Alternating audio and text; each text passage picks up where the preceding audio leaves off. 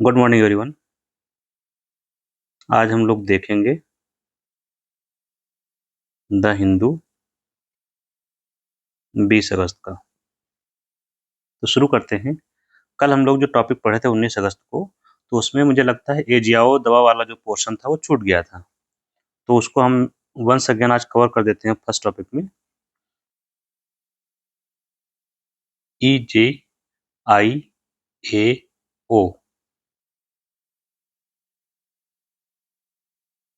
एजियाओ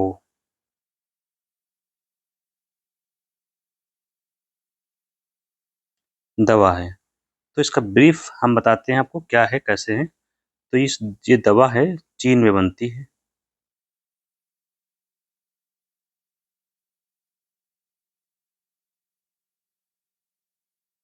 किससे बना, इसका यूज क्या है पहले तो पता हो। तो इसको भांत भांत प्रकार के यूज किए जाते हैं, जैसे हड्डियों के लिए, बोन्स में के लिए, कि प्रतिरक्षा तंत्र को मजबूत करना।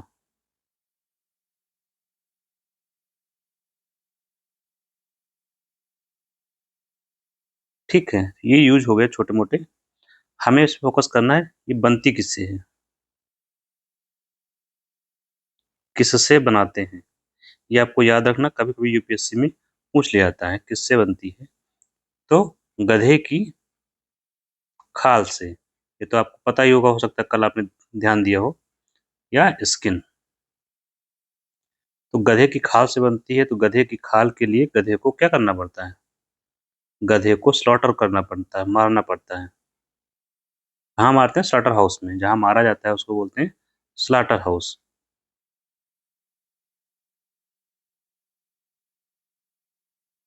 तो गधे को मारेंगे तो क्या होता है, गधे की संख्या कम हो जाती है। गधे की जनसंख्या कम हो जाती है। तो कहाँ कम हो गई, चीन में बड़े मात्रा पर कम हो गई।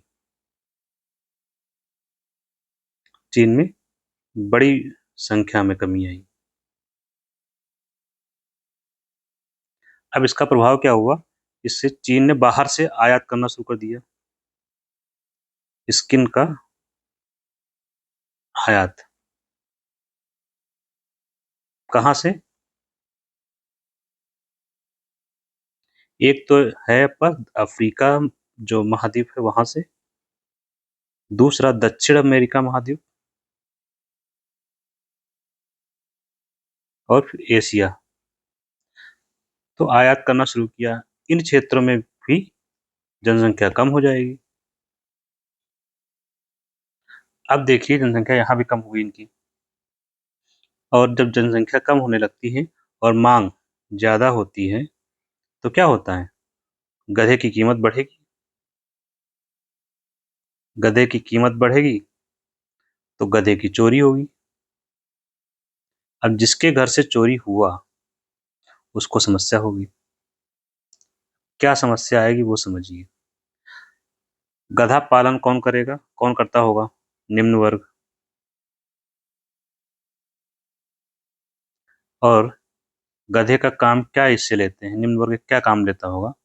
तो गधे से काम बोझा ढोने का काम लेते हैं गधे से। आप लोगों ने देखा होगा भारत में जो ईंट के भट्ठे होते हैं वहां पर इनका काम किया जाता है, इनसे काम लिया जाता है बोझा ढोने का। ईंट को लाने और ले जाने का काम करते हैं। तो जो अफ्रीका महाद्वीप में भी वही बोझा ढोने का काम करते हैं, प्लस परिवहन का काम। अब परिवहन में सहायता मिलती है तो इनकी आजीविका का काम साधन बन जाता है, जो निम्न वर्ग है अफ्रीका में विशेष रूप से। अब इसका प्रभाव क्या होता है, जब इनके घर से चोरी हो जाएगा, ठीक है, तो ये काम, आजीविका एक संकट में, प्लस जो थोड़ा बहुत काम हो रहा था वो काम कौन करेगा, काम कौन करेगा। तो ये काम शिफ्ट हो जाता है महिलाओं पर।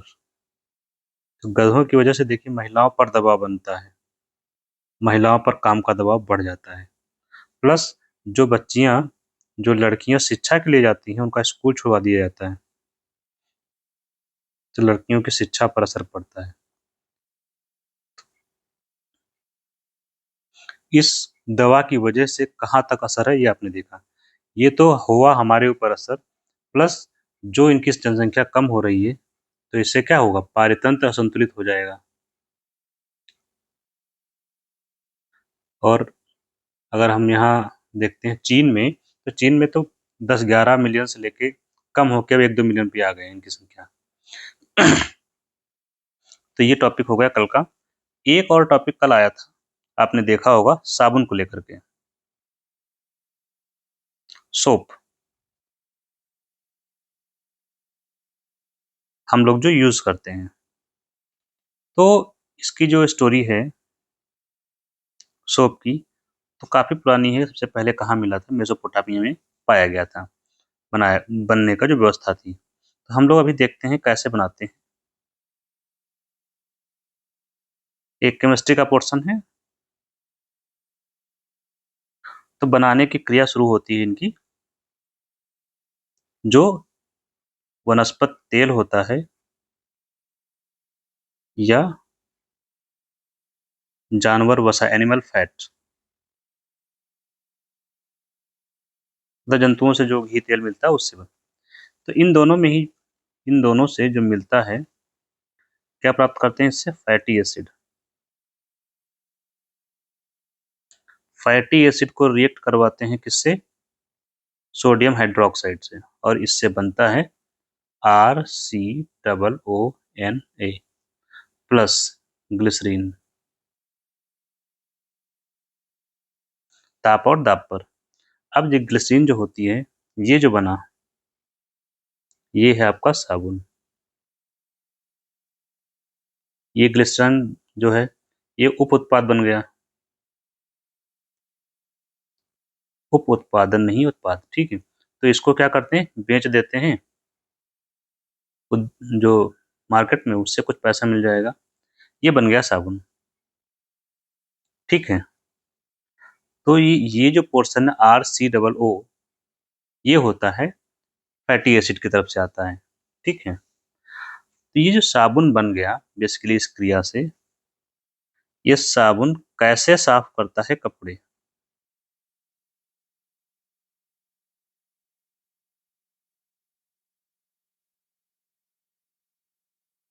अच्छा, वनस्पत तेल मैंने जैसे लिखा, तो यहाँ पर आप किस तेल को यूज कर सकते हैं, जैसे पाम ऑयल है, और जैसे जैतून का तेल है, तो जो भी यूज करते हैं। बाकी ये लोग उसमें स्मेल के लिए डालते हैं, अलग से एडिटिव डाले जाते हैं जो स्मेल आती है। साफ कैसे करता है कपड़े, तो एक जो साबुन का कण होता है, ये मान लीजिए साबुन का कण है, ठीक है।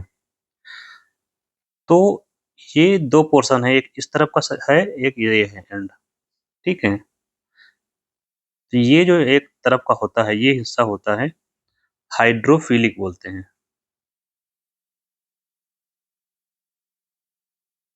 और एक ये पोर्शन जो होता है दूसरा, ये होता है हाइड्रोफोबिक। यही है केंद्र में, जिसकी वजह से साफ होता है। हाइड्रोफिलिक, हाइड्रो मीन्स होता है जल, वाटर, फीलिक मतलब होता है जल से लगाव, मतलब जल से जुड़ाव लिख लीजिए, ठीक है।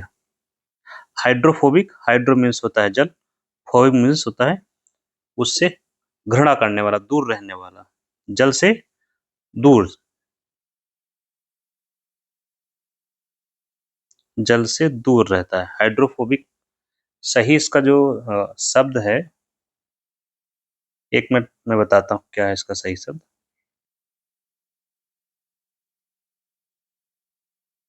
हाइड्रोफोबिक,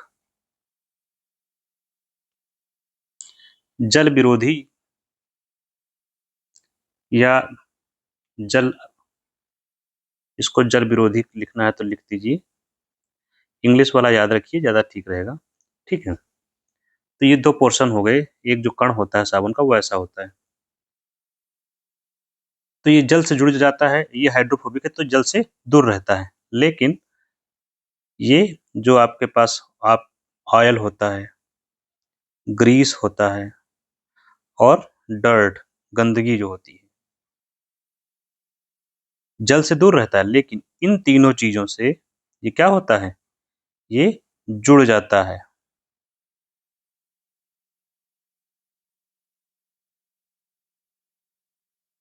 मतलब इसको लेकर इसमें आकर्षण होता है। तो अब ये हो गया कण, जैसे ही ये कण है आपका, तो ये जो हाइड्रोफिलिक वाला पोर्शन है ये, तो ये तो जल से जुड़ा हुआ है, जल के मॉलिक्यूल से।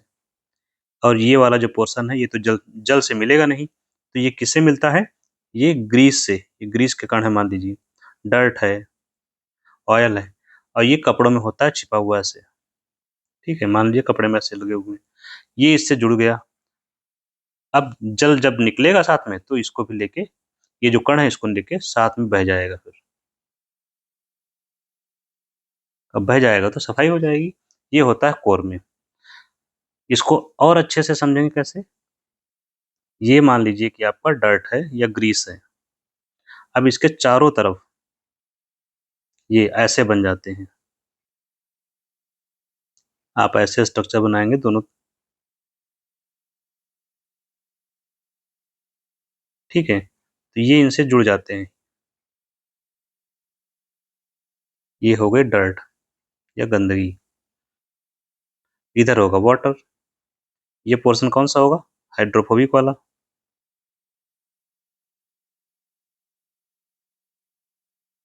और ये जल की तरफ होगा, ये हाइड्रोफिलिक होगा। अब चारों तरफ से इन्होंने पकड़ लिया, अब इसको बाहर निकाल देंगे। ये जो पूरा स्ट्रक्चर है इसको मिसल बोलते हैं, कभी कभी आपसे पूछा जाता है। अब हम लोग आते हैं आज के टॉपिक पर। नेक्स्ट टॉपिक हमारा आज का जो है प्रेसिडेंशियल रेफरेंस चल रहा है, राष्ट्रपति द्वारा सलाह। आप लोग पॉलिटी में पढ़ते हैं कि राष्ट्रपति को सलाह मांगने का अधिकार है, तो राष्ट्रपति द्वारा सलाह किससे मांगी जाती है,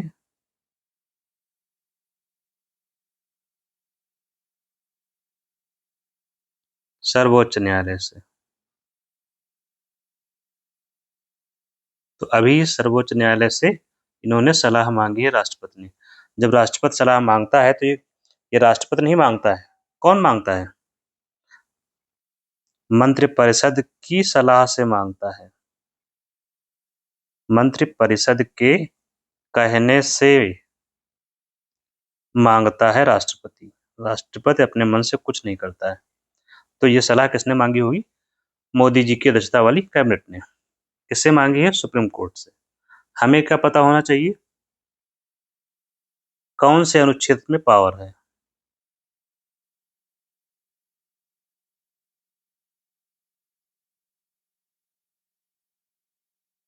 तो अनुच्छेद है 143।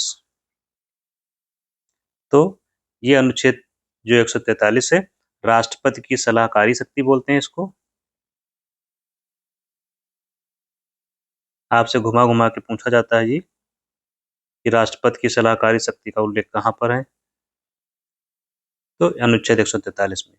और यही अनुच्छेद 143 को अगर सर्वोच्च न्यायालय की तरफ से खड़े होकर देखोगे तो इसको बोलते हैं, ये एडवाइजरी जुरिस्डिक्शन है सर्वोच्च न्यायालय का। क्या है, सलाहकारी क्षेत्राधिकार है, किसका, सर्वोच्च न्यायालय का।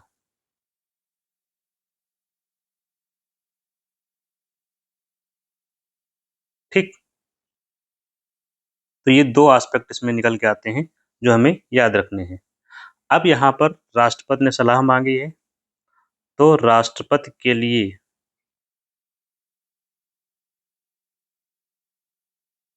सलाह मानना बाध्यकारी है क्या, नहीं।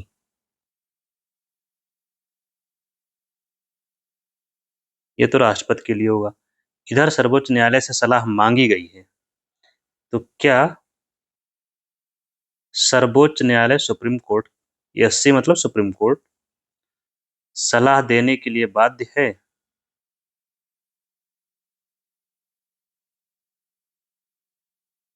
तो आप बता सकते हैं नहीं, बाध्य नहीं है। फिर नेक्स्ट बात ये आती है, चलो ठीक है, बाध्य तो नहीं है सुप्रीम कोर्ट, लेकिन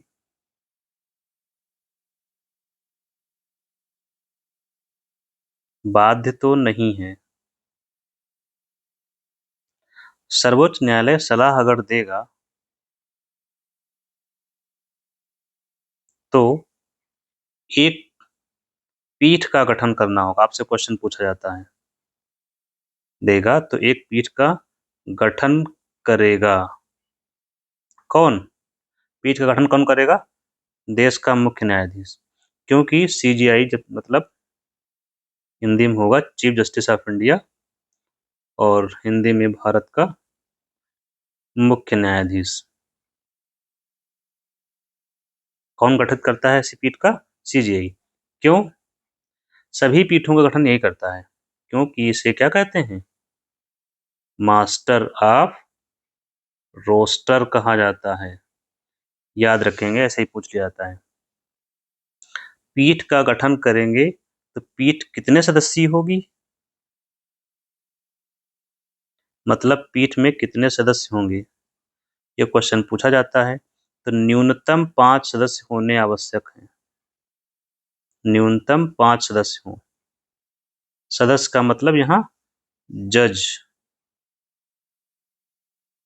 तो न्यूनतम 5 जजों की पीठ वाली जो अध्यक्षता हो न्यूनतम 5 जजों की पीठ जो होगी सुनवाई करेगी।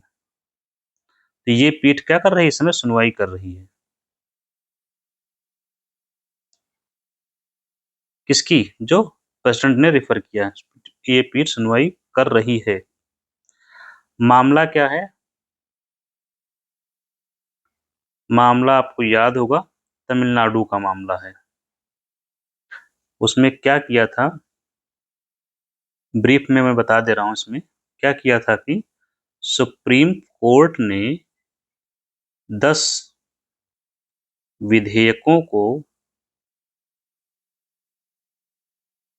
अपनी शक्ति का प्रयोग करते हुए,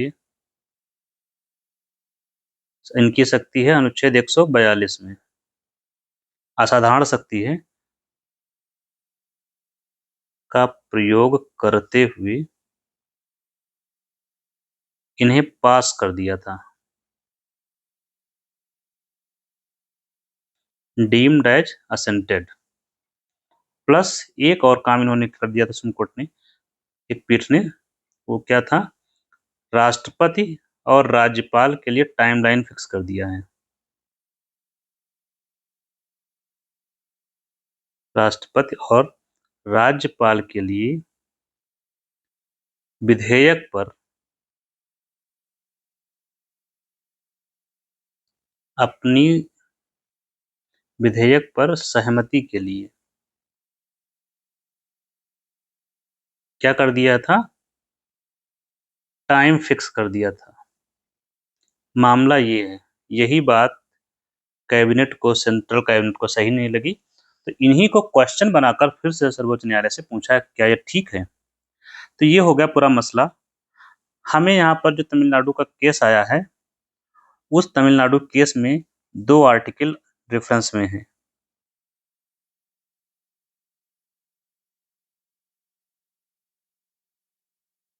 एक आर्टिकल है अनुच्छेद 200 और दूसरा है अनुच्छेद 201। अनुच्छेद 200 पैरेलल है अनुच्छेद 111 के। राज्यपाल द्वारा विधेयक को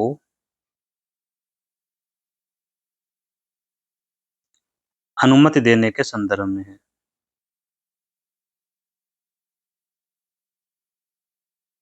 और अनुच्छेद 201 राष्ट्रपति द्वारा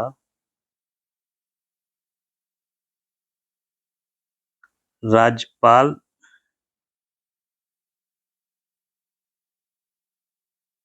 इसको राज्यपाल द्वारा राष्ट्रपति के लिए आरक्षित किए गए विधेयक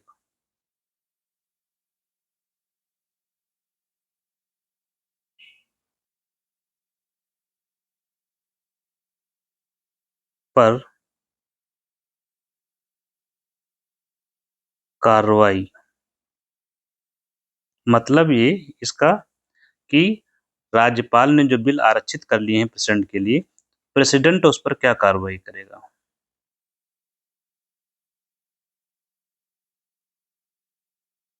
ये है केंद्र में। तो जब भी कोई बिल आता है राष्ट्रपति के पास या राज्यपाल के पास, जैसे कि ये, तो राज्यपाल के पास जो विकल्प होते हैं कितने होते हैं। पहली बात तो राज्यपाल काम करेगा राज्य की मंत्रिपरिषद की सलाह से। विकल्प होते हैं वह उसको एक तो सहमति दे सकता है, दूसरा नहीं दे सकता है, तीसरा बिल को विधेयक को वापस कर दे, चौथा वो चाहे राष्ट्रपति के लिए आरक्षित कर दे।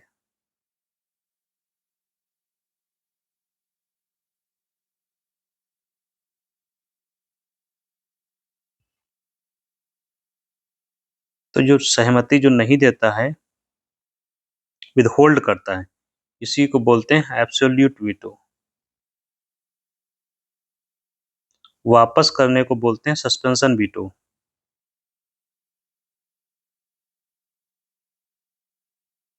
ठीक है, तो ये हो गया इसके बारे में कुछ बातें। अब हम आते हैं अपने नेक्स्ट टॉपिक पर। 3 हो गए, चौथा टॉपिक देखते हैं हम लोग। चौथा टॉपिक है प्रेसिडेंशियल अपोजिशन का कैंडिडेट क्या है। विपक्ष द्वारा वाइस प्रेसिडेंट का कैंडिडेट।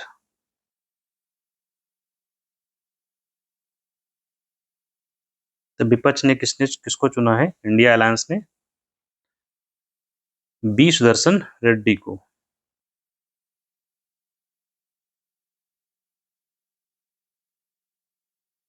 ये कौन है, पूर्व जज हैं सुप्रीम कोर्ट के। बाकी हम लोग काफी चर्चा कर चुके हैं उपराष्ट्रपति के बारे में। आज हम आर्टिकल बताते हैं उपराष्ट्रपति का प्रावधान अनुच्छेद कौन सा है, 63 में। और उपराष्ट्रपति की शपथ का उल्लेख कहाँ है, अनुच्छेद 69 में।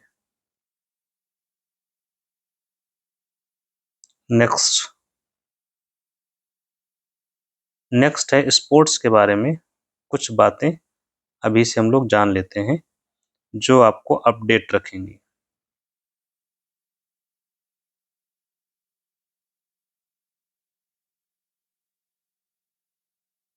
दो बातें, एक तो आप लोग जानते होंगे एशिया कप होने वाला है। क्या होने वाला है, एशिया कप।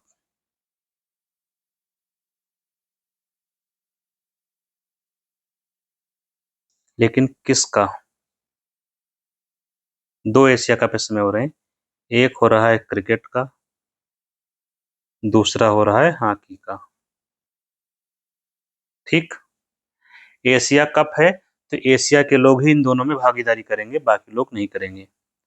एक ये कहाँ होगा एशिया कप क्रिकेट का, ये हो रहा है दुबई में, और इसकी टीम फाइनल कर ली गई है, टीम फाइनलाइज हो गई है। कप्तानी कौन करेगा, सूर्य कुमार।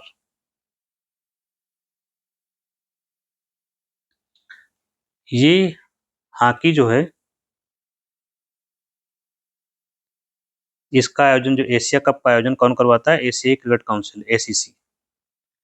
हॉकी का जो एशिया कप है, ये वेन्यू क्या है इसका, तो इसका जो वेन्यू है बिहार, राजगीर स्पोर्ट्स कॉम्प्लेक्स।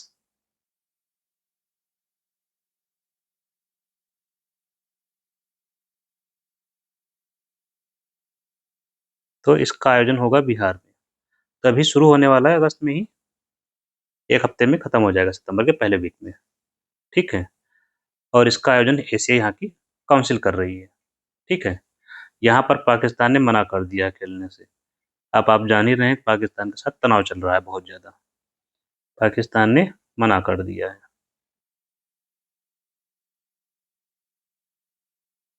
ठीक। और न्यूज़ क्या चल रही है स्पोर्ट्स में? एक है वुमेन वर्ल्ड कप होने वाला है अपने यहाँ, ओडीआई।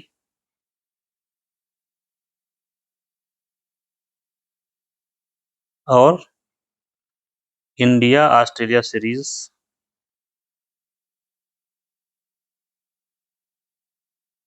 3 मैच की, वो भी वुमेन का। दोनों की टीम फाइनलाइज कर रहे हैं, लगभग हो गया है। एक गेम और इस समय चल रहा है, डूरंड कप,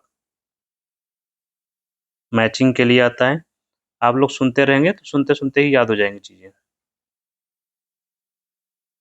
और इस समय चल रहा है एक और गेम, दिलीप ट्रॉफी।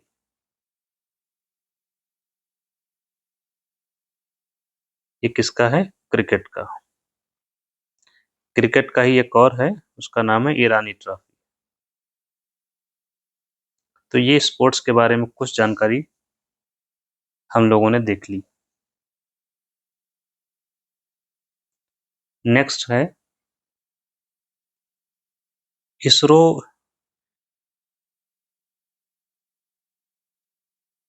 जो है चेयरमैन, ये गए हुए हैं कहीं पर, इनको कुछ डिग्री मिली है हैदराबाद में, उस्मानाबाद यूनिवर्सिटी है वहाँ से। तो वहाँ इन्होंने कुछ बातें कही जो हम शुरू कर देते हैं बात करना। जैसे एक हम लोग एक रॉकेट बना रहे हैं, 40 मंजिला ऊंचा रॉकेट।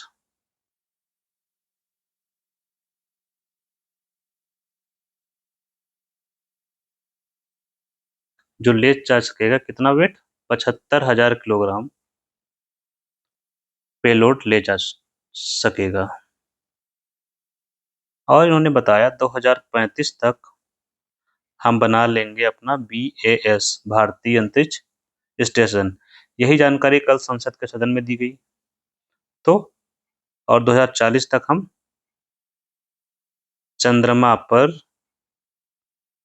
मानव को उतार देंगे।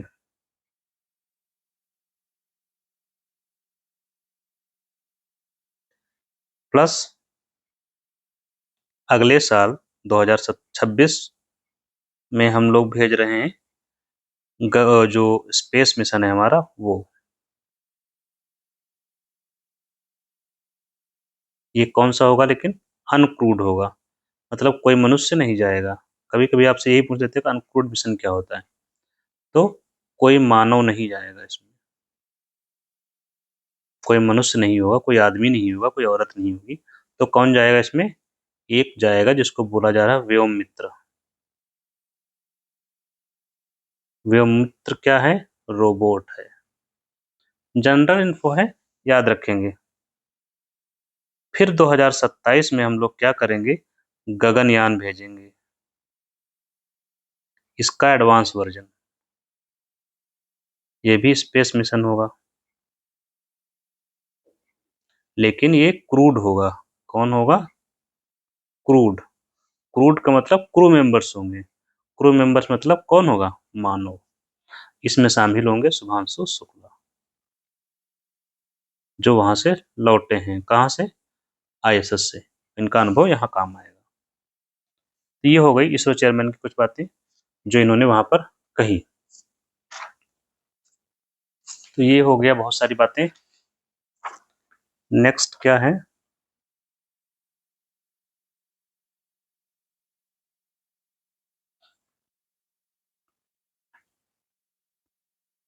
डिफेंस मैन्युफैक्चरिंग को लेकर के आया है।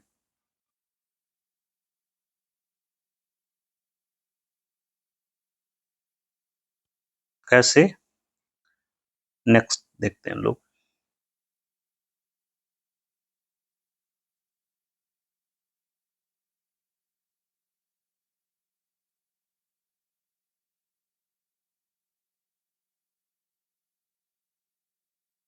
डिफेंस प्रोडक्शन, इसमें ये बताया गया है कि भारत का जो रक्षा उत्पादन में लगातार वृद्धि हुई है।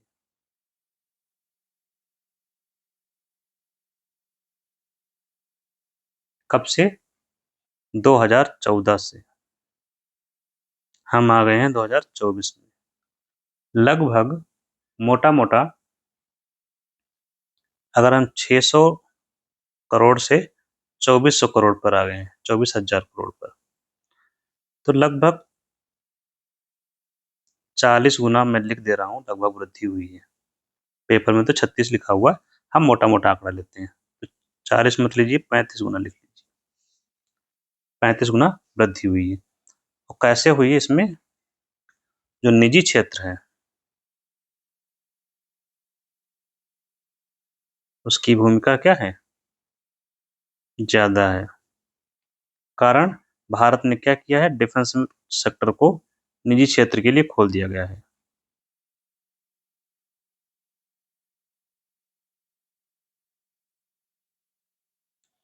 तो इसका मतलब जब इतनी वृद्धि हुई तो भारत क्या हो रहा है? आत्मनिर्भर हो रहा है। किस क्षेत्र में?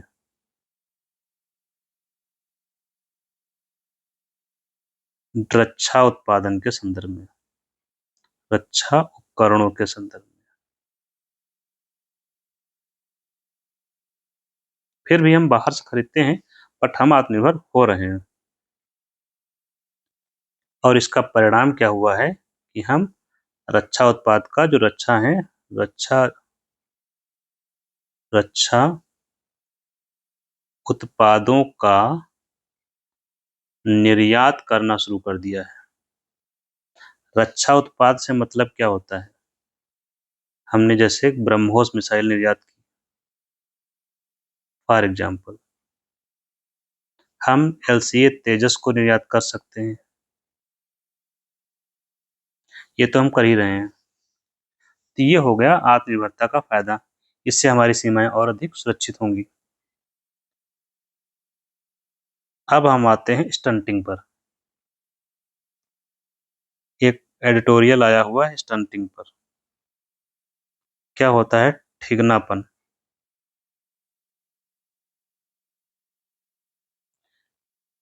पहले तो ये पता हो होता क्या है। स्टंटिंग बच्चों में होता है, बच्चों से जुड़ा हुआ है। क्या होता है ठिगनापन? उम्र के हिसाब से,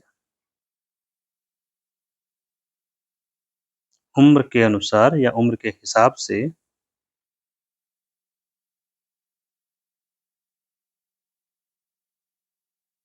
ऊंचाई कम। अक्सर आपने घर में सुना होगा, जब लोग बच्चों को देखते हैं तो पूछते नहीं है कि इसकी उम्र क्या है, तो बताते हैं भाई 10 साल है, तो कहते हैं छोटा रह गया, ठिगना है। तो इसका मतलब क्या हुआ? उम्र के हिसाब से उसकी जो ऊंचाई है वो कम है। जैसे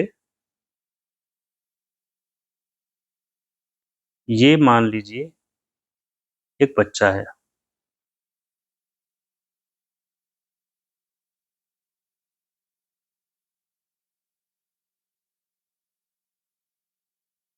ठीक। इसकी उम्र मान लेते हैं हम 5 साल है।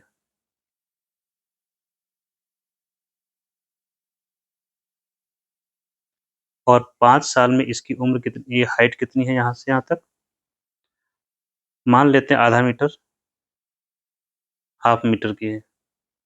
सपोज करके चलिएगा, हमें आइडिया नहीं है, मैं आपको एग्जांपल से समझाने का प्रयास कर रहा हूँ, ठीक है? आधा मीटर मान लीजिए। लेकिन जो सामान्य बच्चा है,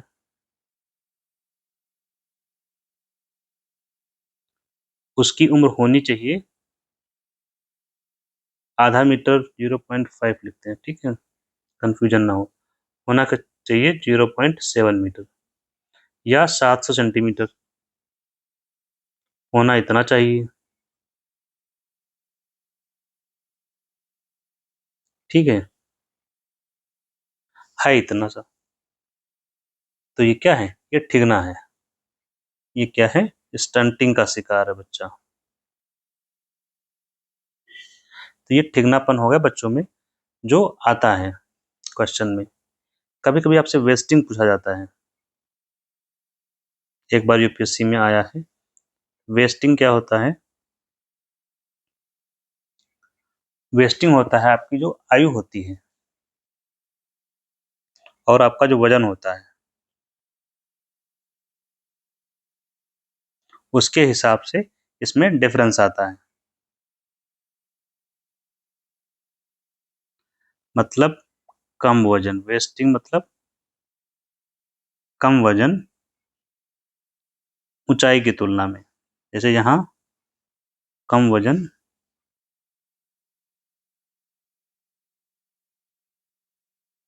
ऊंचाई की तुलना में कम वजन, ये हो गया वेस्टिंग। अब पढ़ते हैं हम लोग कारण क्या है ठिगनापन जैसे भारत में है। बच्चों में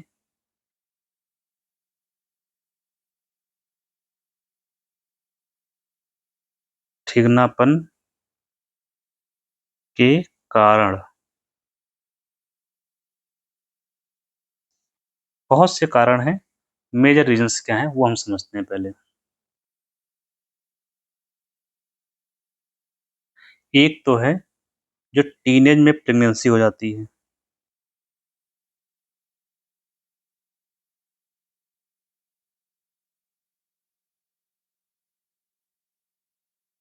अल्प आयु में विवाह,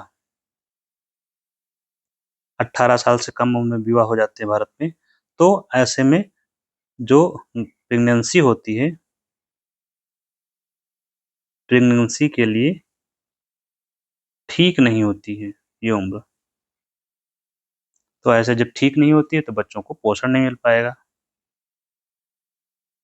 plus poor diet, poor diet मतलब खराब आहार या अपर्याप्त आहार।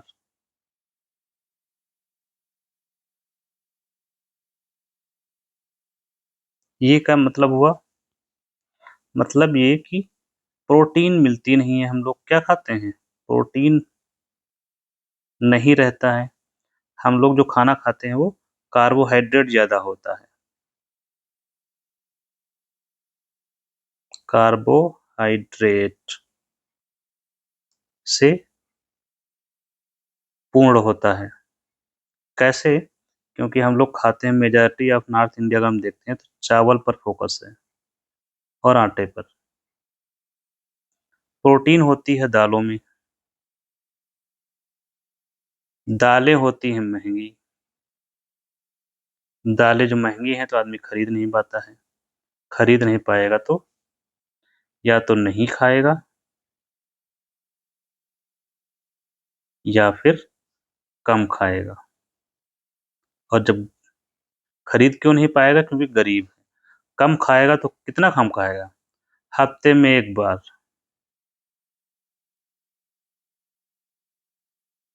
या महीनों, ट्राइबल क्षेत्र में तो महीनों में एक बार। तो प्रोटीन की समस्या बनी है, प्रोटीन से ही विकास होता है। तो जो आपका आहार है पोषक आहार नहीं है। प्लस गर्भधारण के दौरान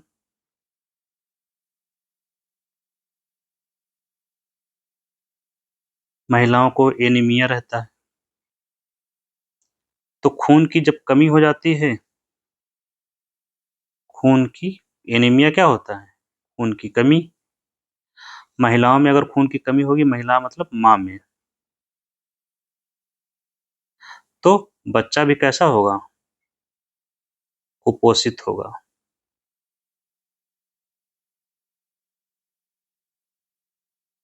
नेक्स्ट, इनएडिक्वेट ब्रेस्ट फीडिंग। जैसे माँ द्वारा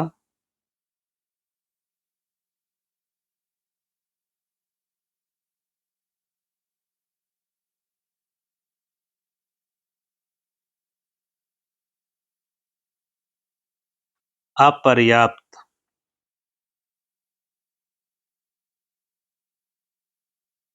दूध पिलाना, ब्रेस्ट फीडिंग।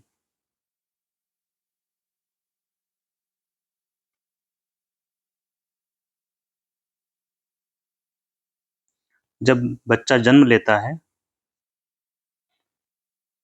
जैसे बच्चे का जन्म हुआ,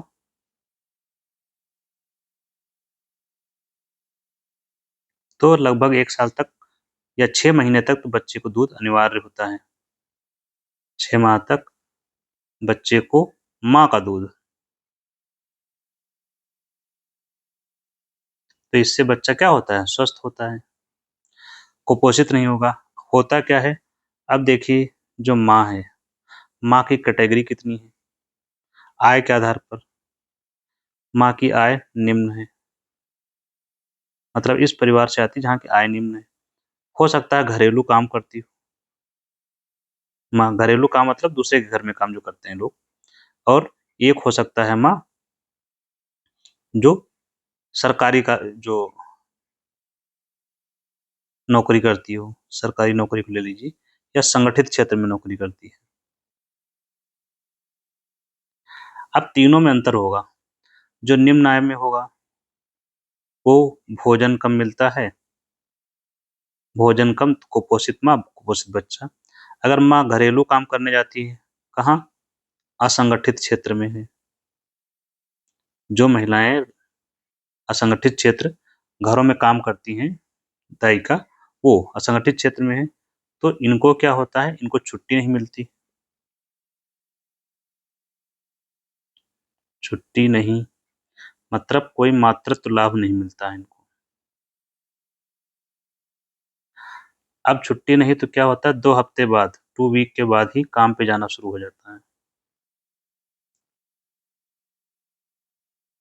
काम पर जाना शुरू, क्योंकि खाने के लिए समस्याएं हैं। और जब 2 हफ्ते में काम पर चली जाएंगी, तो बच्चे को दूध कौन पिलाएगा? क्योंकि माँ तो काम पर है। तो बच्चे को हर 2 घंटे पर जो दूध चाहिए, वो नहीं मिल पाएगा। और बच्चे को दूध नहीं मिलेगा तो बच्चा कैसा होगा? कुपोषित होगा, स्टंटेड होगा। वहीं ये मामला अगर सरकारी नौकरी में है, तो 6 माह का वहाँ पर क्या मिलता है? मातृत्व अवकाश। और इसमें छुट्टी भी मिलती है और वेतन भी मिलता है, मतलब वेतन के साथ अवकाश। तो यहाँ स्थिति बेहतर रहती है।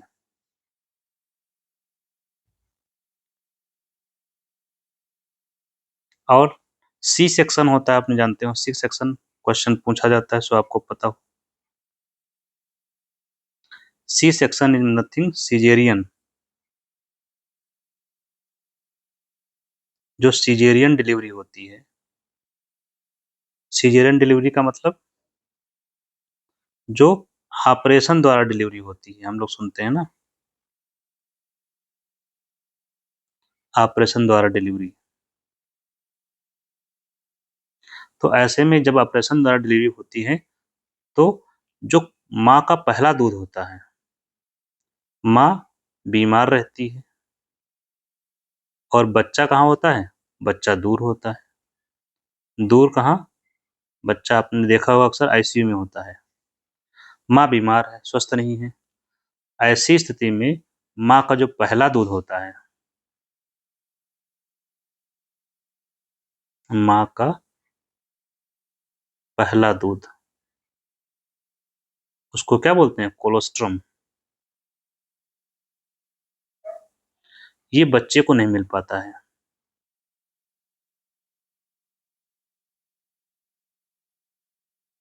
और ये आप जानते हैं, जो कोलोस्ट्रम होता है, ये क्या होता है? इसमें प्रतिरक्षा तंत्र मजबूत करता है ये बच्चे का। इसमें प्रोटीन, विटामिन सब कुछ होता है, बहुत ही जरूरी होता है ये बच्चे को नहीं मिल पाएगा तो बच्चा क्या होगा? कुपोषित होगा। तो सी सेक्शन का ये प्रभाव है, या अस्पताल में डिलीवरी का प्रभाव है ये। ठीक। दूसरा, अगला क्या है? जो बच्चे रहते हैं जहाँ स्वच्छता के कमी, ऐसे क्षेत्रों में बच्चे रह रहे हैं जहाँ पर सैनिटेशन नहीं है, मतलब जहाँ पर खुले में मल त्याग करते हैं।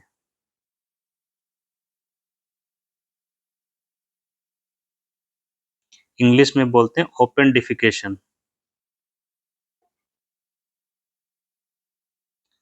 खुले में जब मल त्याग करते हैं लोग, तो इससे क्या होता है, जल वर्षा हुई, जल प्रदूषित हो जाता है, और यही प्रदूषित जल फिर जो हमारा पीने वाला पानी होता है वहां तक पहुंचता है।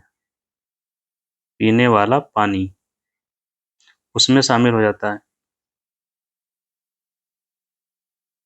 और जब ये फिर बच्चे पीते हैं तो बच्चे क्या हो जाते हैं, बच्चे बीमार रहते हैं। और इसमें क्या होते हैं, बहुत सारे बैक्टीरिया होते हैं, और जब ये पानी पिया जाता है तो हमारा जो पाचन तंत्र होता है वो खराब हो जाता है, क्योंकि उसमें जो अच्छे बैक्टीरिया होते हैं वो मर जाते हैं, बाहर निकल जाते हैं। तो एक ये हो गया बच्चों में। ड्रिंकिंग अनसेफ वाटर मतलब अस्वच्छ जल।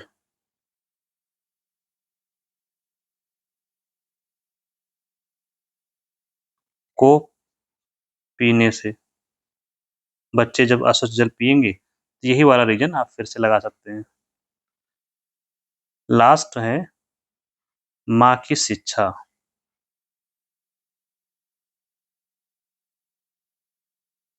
अगर माँ एजुकेटेड है तो प्रभाव पड़ता है इसका, ये भी अध्ययन में पाया गया है।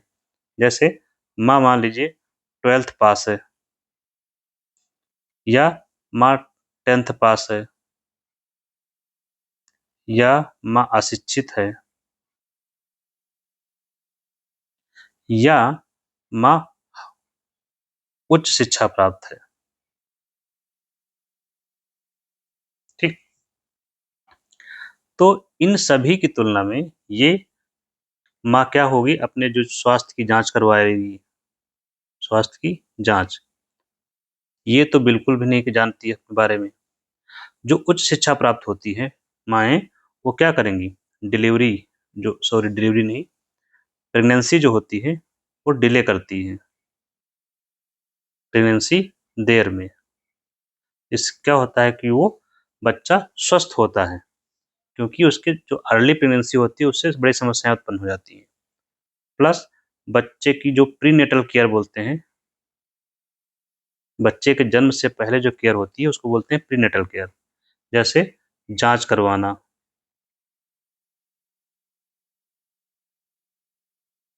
ठीक है, स्वच्छ स्वस्थ आहार लेना, आहार कैसा, पोषक आहार लेना, स्वस्थ से अच्छा पोषक।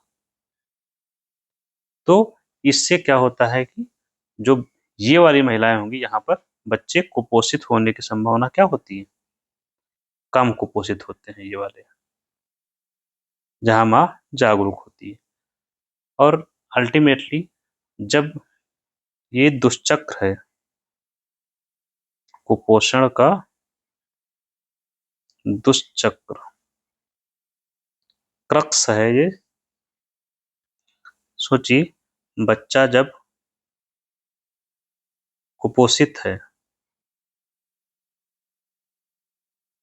क्यों, क्योंकि बीमार रहता है।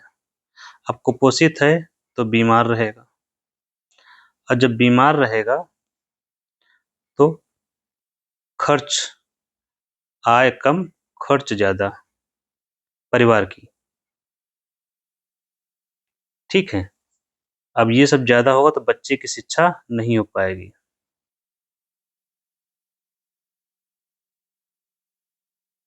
और जब बच्चे की शिक्षा नहीं हो पाएगी तो जब बच्चा बड़ा होगा, शिक्षित 12-15 साल का होगा, तब उसे जो रोजगार मिलेगा,